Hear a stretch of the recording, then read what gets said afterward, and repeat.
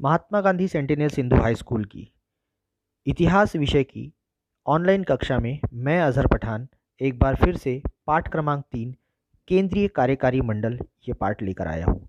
आज के इस क्लास में हम लोग पढ़ेंगे प्रधानमंत्री के बारे में। कल हमने राष्ट्रपति के बारे में पढ़ा था।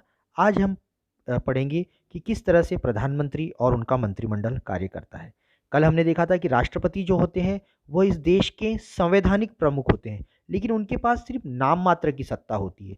अगर इस देश को सही रूप में, प्रत्यक्ष रूप में यदि कोई चलाता है तो वह प्रधानमंत्री और उनका मंत्रिमंडल। हम सभी ने देखा है कि इस देश में जो कुछ भी काम होते हैं वो कौन करता है? इस देश के प्रधानमंत्री और उनके अलग अलग जो मंत्री होते हैं। जैसे फॉर एग्जांपल हमने देखे रेलवे मंत्री जो होते हैं, डिफेंस मिनिस्टर ने, रक्षा मंत्री होते हैं, वे काम करते हैं। अब हम देखेंगे कि इस देश में प्रधानमंत्री बनते कैसे हैं। कि चुनाव में जिस दल को सबसे ज़्यादा बहुमत मिलता है उस दल के नेता को प्रधानमंत्री पद के लिए चुना जाता है। अब इस दल के जो विश्वास पात्र सहयोगी ये क्या करते हैं, उसको प्रधानमंत्री क्या करते हैं, अपने मंत्रिमंडल में शामिल करते हैं। ठीक है, तो इसके लिए क्या रिक्वायरमेंट होती है? मंत्रिमंडल में यदि आपको मंत्री बनना है तो उसके लिए संसद का सदस्य होना जरूरी होता है। अब हम देखेंगे प्रधानमंत्री के कार्य। प्रधानमंत्री क्या करते हैं? प्रधानमंत्री अपने पार्टी के विश्वास पात्र सहयोगियों को प्राथमिकता देते हैं। उनके अनुभव, कौशल, शासन, कार्यक्षमता के अनुसार वो उनको शामिल करते हैं। मंत्रिमंडल में किसको समावेश करना है, किसको तय करना है, ये प्रधानमंत्री तय करते हैं। वे प्रधानमंत्री मंत्रिमंडल का नेतृत्व करते हैं। विभागों का बंटवारा करते हैं, किसको रेलवे मिनिस्टर बनाना है, किसको डिफेंस मिनिस्टर बनाना है, किसको फाइनेंस मिनिस्टर बनाना है, ये सब विभागों का वितरण करना किसका काम करता है? ये काम कौन करता है? ये काम प्रधानमंत्री करते हैं। उसके बाद उनके अंदर समन्वय रखना, अंतर्राष्ट्रीय क्षेत्र में देश की प्रतिमा को बढ़ाना, यानी कि किसको विदेश मंत्री बनाना, देश की जनता को आश्वस्त करना कि हम आपको बिल्कुल सेफ रखेंगे। आपदा के समय में यदि कभी बाढ़ आ जाती है, कभी कोई हम पर अटैक हो जाता है, ऐसे समय पर आदि सभी काम कौन करता है? इस देश के प्रधानमंत्री। जैसे हमने देखा था कि जो प्रधानमंत्री है वो इस देश का वास्तविक नेतृत्व करते हैं। जैसे हमने देखा कि वो मंत्रिमंडल में मंत्री बनाते हैं, मंत्रिमंडल के मंत्रियों के विभागों का बंटवारा करते हैं, उनके बीच में आपस में समन्वय बनाकर रखते हैं, किसको कौन सा मंत्रालय देना है इसका डिसीजन प्रधानमंत्री लेते हैं।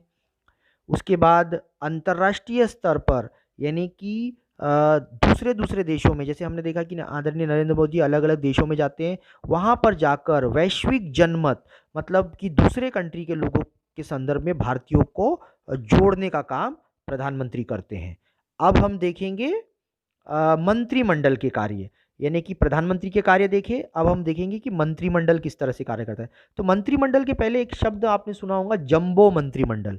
जंबो मंत्रिमंडल यानी बहुत बड़ा। अगर किसी कोई प्रधानमंत्री अपनी टीम के अंदर बहुत ज़्यादा मंत्री रख लेते हैं तो उसको हम लोग बोलेंगे जंबो मंत्रिमंडल। आमतौर पर जो एक मंत्रिमंडल होते हैं उसकी कुल संख्या कितनी होनी चाहिए?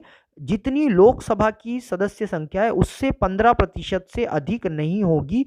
ऐसा अभी क्या किया गया है? कानून बनाया गया है जिसके अंदर ये डिसाइड किया गया है कि एक प्रधानमंत्री हर किसी को मंत्री नहीं बना सकते। लोकसभा में जितने सदस्य होंगे उसके कुल सदस्यों के आधार पर 15% ही अभी क्या हो सकते हैं? मंत्री रह सकते हैं। उससे ज्यादा वो मंत्री नहीं रख सकते। पहले ऐसा होता था कि कोई भी व्यक्ति जो समर्थन देता था उसको मंत्री बना दिया जाता था, लेकिन अभी संविधान में संशोधन हुआ है, उसके अंदर में अमेंडमेंट हुआ है कि आप बहुत ज़्यादा मंत्री नहीं बना सकते, जंबो मंत्रिमंडल नहीं बना सकते, हर एक व्यक्ति को मंत्री नहीं बना सकते। आपको कितने मंत्री बनाने पड़ेंगे? जैसे अगर फॉर एग्जांपल लोकसभा की सदस्य संख्या 500 है, जैसे अभी हमने देखा 550 होती है, तो 550 के अगर हम लोग देखेंगे तो उसका 15% ही क्या कर सकते हैं? उसके 15% व्यक्ति ही मंत्री बन सकते हैं। अब हम देखेंगे कि मंत्रिमंडल में जो मंत्री होते हैं उनको क्या क्या काम करने पड़ते हैं। मंत्रिमंडल में जो मंत्री होते हैं वे क्या करते हैं? शिक्षा, कृषि, उद्योग, स्वास्थ्य, विदेश व्यवहार आदि विषयों पर नीति बनाते हैं और उसको कार्य की दिशा निर्धारित करते हैं। मंत्रिमंडल द्वारा निर्धारित नीति के संबंध में संसद को विश्वास में लेना पड़ता है। अगर मंत्री ऐसा कोई अपने मन से डिसीजन ले ले, ऐसा नहीं ले सकते। उसके लिए उनको संसद को बताना पड़ता है कि हम ऐसा काम कर रहे हैं, और संसद का विश्वास यानी कि बहुमत के आधार पे अगर संसद के मैक्सिमम सदस्य उस नीति को सपोर्ट कर रहे हैं तो इसका मतलब संसद का विश्वास उस मंत्रिमंडल पर है। मंत्रिमंडल के मंत्री अपने विभागों की नीति को संसद में प्रस्तुत कर उसे संसद की मंजूरी पाने की कोशिश करते हैं। अगर किसी मंत्री को कोई काम करना है तो वे अपने विभाग का पूरा काम कर कर उसको संसद में मंजूरी पाने की कोशिश करते हैं। मंत्रिमंडल की मुख्य जिम्मेदारियां नीतियां कार्यान्वित करने की होती है। आपको पता है इस देश में जो भी नीति बनती है, नीति यानी कि स्ट्रैटेजी, किसी प्लानिंग, ये जो प्लानिंग होती है इस देश को आगे चलाने की, जैसे अगर फॉर एग्जांपल कहीं ट्रेन चलानी है तो रेल मंत्री नीति बनाएंगे कि इस देश, इस शहर से लेकर इस शहर में रेल बनेंगी, रेल चलेंगी।